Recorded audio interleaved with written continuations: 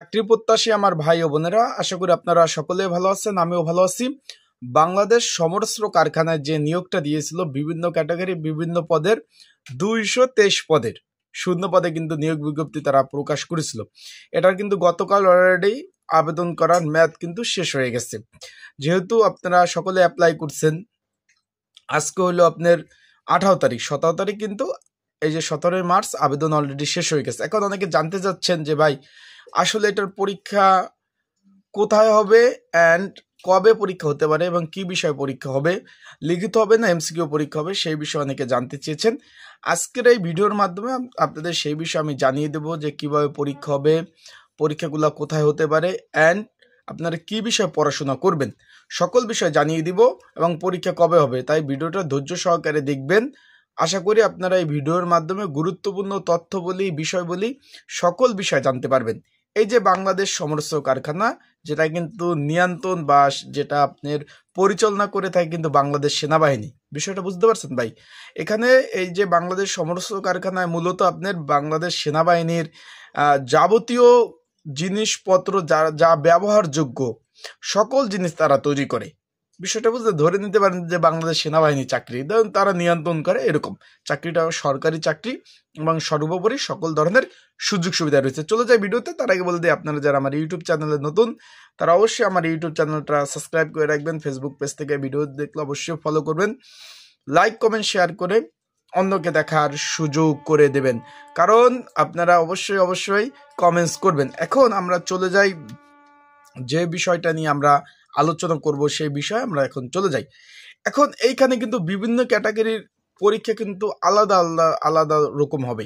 এখানে যেহেতু আমি একটু আমাদের নিয়োগ বিজ্ঞপ্তিটা হাতে রয়েছে, 20 ক্যাটাগরির নিয়োগ বিজ্ঞপ্তি প্রকাশ করছে। যেমন এইখানে বিভিন্ন ক্যাটাগরির পদ কিন্তু রয়েছিল, যেমন পরিচ্ছন্নতা কর্মী, লেবার পদ, নিরাপত্তা প্রহরী, তারপর টেকনিক্যাল হেল্পার, জুনিয়র হেল্পার ইত্যাদি ইত্যাদি পদের কিন্তু ফায়ারম্যান ইত্যাদি ইত্যাদি নিরাপত্তা প্রহরী বিভিন্ন পদের পদ ছিল। এক একটা প্রশ্ন এক একটা রকম হবে।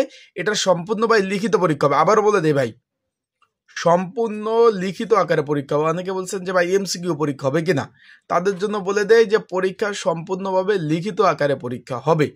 এখন এই পদের পরীক্ষা আসলে কোথায় হবে? এখন এই পদের পরীক্ষা কিন্তু বিগত সালে ভাই গাজীপুরে অনুষ্ঠিত হয়েছে। এখন যদি পরীক্ষার্থী বেশি হয়, সেক্ষেত্রে ঢাকার বিভিন্ন স্কুল অ্যান্ড কলেজে কিন্তু পরীক্ষা হওয়ার সম্ভাবনা রয়েছে, যেহেতু নতুন সরকার তারা কিন্তু নতুন আঙ্গিকে পরীক্ষাগুলো নিবে। পরীক্ষা ভাই ঈদের পরে হয়ে যাবে, ঈদের পরে কিন্তু পরীক্ষা একটা ধুম পড়ে যাবে। সেই প্রেক্ষিতে আপনারা যেহেতু সময় সর্বোচ্চ 2 মাস সময় পাবেন, সেইভাবে প্রিপারেশন নেন। আর একটু বলে দেই, এই পদের জন্য কিন্তু একটা সাজেশন রয়েছে। যদি আপনারা যারা পরীক্ষার্থী রয়েছেন, আপনাদের যদি এই সাজেশনটা প্রয়োজন হয়, স্ক্রিনের উপর হোয়াটসঅ্যাপ নাম্বার রয়েছে, ডিসক্রিপশন বক্সে হোয়াটসঅ্যাপ নাম্বার রয়েছে, এই নাম্বারে আমার সাথে আপনারা যোগাযোগ করতে পারেন। যোগাযোগ করলে কিভাবে সাজেশনটা নিবেন আমি আপনাদের বলে দেবো। সাজেশনটা নিয়ে এখানে সাজেশনের মধ্যে বাংলা, ইংরাজি, অঙ্ক, সাধারণ জ্ঞান বিভিন্ন বিষয় বলে রয়েছে, আপনারা নিয়ে কিন্তু অবশ্যই পড়তে পারবেন। এখন আপনারা কিন্তু ভাই অনেকে আবার জিজ্ঞেস করতেছেন যে ভাই এটা কি পেনশন সুযোগ সুবিধা সবকিছু পাবেন কিনা?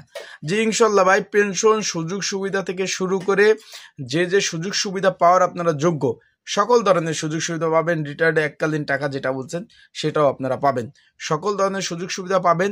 তা আপনারা প্রিপারেশন নেন ভাই। এখানে কিন্তু এটা কিন্তু সরকারি চাকরি, পরীক্ষা সেইভাবেই হবে যে মানে হার্ড। অনেকে বলবেন যে ভাই আমি তো লেবার পদে আবেদন করছি, 8ম শ্রেণী পাস, পরীক্ষা মনে হয় সহজ হবে।